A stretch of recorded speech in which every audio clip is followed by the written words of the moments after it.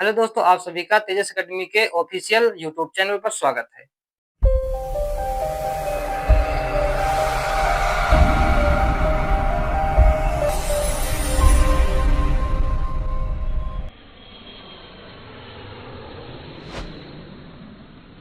बच्चों, इससे पहले हम पहली वीडियो में संख्या के बारे में काफी कुछ जान चुके हैं, तो उन संख्याओं से संबंधित हम आप सभी के सामने कुछ सवाल लेकर आए हैं। जरा देखिए और इनके ऑप्शन को समझिए।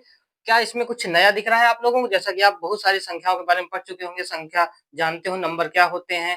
उसमें से एक क्वेश्चन, कई सारे क्वेश्चन लेकर आए हैं, जिनमें से एक पहला प्रश्न है, प्राकृतिक संख्याएं हैं, अर्थात प्राकृतिक संख्याएं क्या होती हैं?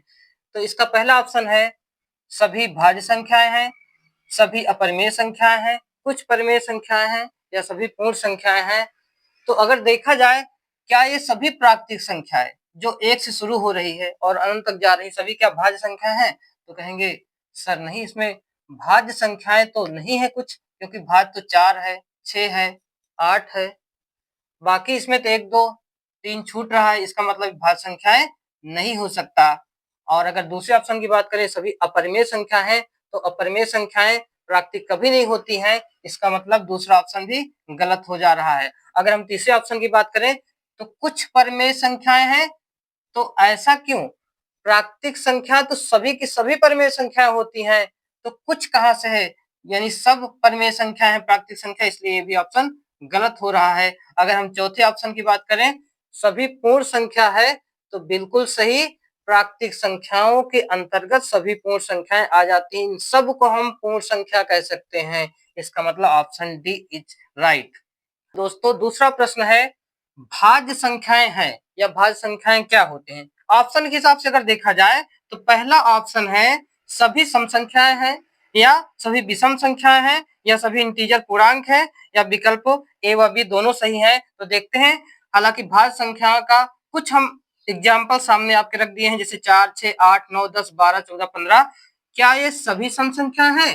तो आप देखेंगे इसमें 9 भी है, 15 भी है, इसका मतलब ये सम संख्याएं, पहला ऑप्शन नहीं हो सकता। ये सभी भाज्य संख्याएं सम नहीं हो सकती हैं। दूसरा अगर देखें, सभी विषम संख्याएं होती हैं भाज्य संख्या, तो विषम में पाएंगे इसमें कुछ सम भी है भाज्य संख्या के अंतर्गत, तो विषम हमें सब की सब नहीं दिख रही, इसका मतलब दूसरा विकल्प भी गलत हो जाता है। अगर हम तीसरे विकल्प की बात करें कि सभी पूर्णांक हैं, तो आप देखेंगे सभी के सभी पूर्णांक दिख रहे हैं, धन पूर्णांक हैं। हालांकि पूर्णांक दो प्रकार के होते हैं, धन पूर्णांक और ऋण पूर्णांक, लेकिन भाज्य संख्याओं के अंतर्गत सभी धन पूर्णांक, इसका मतलब ये सभी पूर्णांक है। ये विकल्प सी सही हो जाता है। और विकल्प डी की विकल्प ए बी तो गलत हो गए हैं, तो ये भी क्या हो गया? गलत हो गया, यानी विकल्प सी क्या है? सही है। दोस्तों, अगली क्वेश्चन की बात करें, तो अगला प्रश्न है हमारा, परिमेय संख्याएं हैं। निम्न में जो 4 विकल्प दिए गए हैं, क्या वो सभी परिमेय संख्याएं हैं? तो जरा देखते हैं। पहला विकल्प अपना है, सभी पूर्ण वर्ग संख्याएं हैं। तो क्या परिमेय संख्याएं सभी पूर्ण वर्ग संख्याएं होती हैं? तो आप कहेंगे नहीं जी, इसमें तो जो है पूर्ण वर्ग की बात, इसमें 1 मिल जाएगा, 4 मिल जाएगा, 9 मिल जाएगा, 16 25 49 मिल जाएगा, लेकिन इनमें से 2 नहीं मिलेगा, -2 -3 1/2 3/4, यानी इनमें से सभी परिमेय कभी पूर्ण वर्ग सभी नहीं हो सकती, कुछ हो सकती हैं, इसका मतलब पहला विकल्प गलत है। अगर हम दूसरे विकल्प की बात करें, तो सभी परिमेय संख्या क्या सभी पूर्ण घन संख्या होती हैं? तो नहीं जी, कहीं कहीं मिलेगी, जैसे 1 8 27 64, ये सब तो मिल जाएगा, लेकिन सभी परिमेय पूर्ण घन कभी नहीं हो सकती, इसका मतलब विकल्प बी भी गलत हो जाएगा। अगर विकल्प सी की बात करें, तो सभी परिमेय क्या सभी पूर्णांक होते हैं? तो आप देखेंगे जी हाँ, कि इंटीजर पूर्णांक 2 प्रकार के होते हैं, धन पूर्णांक और ऋण पूर्णांक। लेकिन आगे जाके देखते हैं, पता चलता है कि परिमेय तो भिन्न के रूप में भी होती है, पी बाई क्यू के रूप में भी होती है। तो इस तरह से सभी पूर्णांक अर्थात विकल्प सी भी गलत हो जाएगा। चौथा ऑप्शन अगर देखें, तो इनमें से कोई नहीं है, तो हम उपर्युक्त में देखे हैं 3 विकल्प गलत हो चुके, इसका मतलब ऑप्शन डी इज राइट, इनमें से कोई विकल्प सही नहीं है।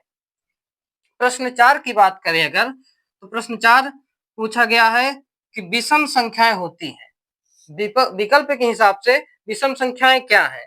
तो पहला विकल्प है दोस्तों, सभी पूर्ण संख्याएं हैं, या सभी पूर्ण वर्ग संख्याएं हैं, सभी परिमेय संख्याएं हैं, या सभी प्राकृतिक संख्याएं हैं। तो विषम संख्या जैसा कि 1 3 5 7 9 11 13 15, और यहाँ तक कि विषम संख्या इंटीजर में भी, वो भी नेगेटिव इंटीजर में भी होती है, जैसे -1, -3, -5। तो क्या ये सभी पूर्ण संख्या है दोस्तों? तो कहेंगे तो पूर्ण संख्या देखे तो वहां पूर्ण संख्या 0 शुरू होती है, लेकिन इसमें तो 0 है ही नहीं, अन्ना 0 हो ही सकता है। तो विकल्प ए तो गलत लग रहा है दोस्तों, तो इसलिए इस प्रकार से विकल्प ए गलत हो जाता है। अगर विकल्प बी की बात करें, सभी पूर्ण वर्ग संख्याएं होते हैं विषम संख्याएं, तो जरा देखिए तो क्या सभी पूर्ण वर्ग संख्या है? तो कहेंगे नहीं सर, इसमें तो पूर्ण वर्ग जैसे 9 मिल जाएगा, 16 भी मिल जाएगा, 16 तो बिल्कुल नहीं मिलेगा क्योंकि विषम संख्या के अंतर्गत 16 नहीं आता है। सभी पूर्ण वर्ग संख्याएं भी नहीं हो सकता, विकल्प भी गलत है। अगर विकल्प सी की बात करें कि सभी परमेय संख्याएं हैं, तो आप देखेंगे कि परमेय संख्याएं फ्रैक्शन के रूप में हो सकती हैं, भिन्न के रूप में भी हो सकती हैं और पूर्ण या प्राकृतिक के रूप में हो सकती हैं। तो सभी की सभी विषम संख्याएं परमेय संख्याएं हो जाएंगी। बिल्कुल सी सही है। अगर हम ऑप्शन नंबर डी की बात करें, सभी प्राकृतिक संख्याएं हैं, तो इसमें पाएंगे कि प्राकृतिक संख्याएं तो केवल 1 से शुरू होती है और अनंत तक जाती है, जिसमें केवल पॉजिटिव इंटीजर आते हैं। लेकिन विषम संख्याओं के तो में तो निगेटिव इंटीजर भी हैं, इसका मतलब विकल्प डी गलत है।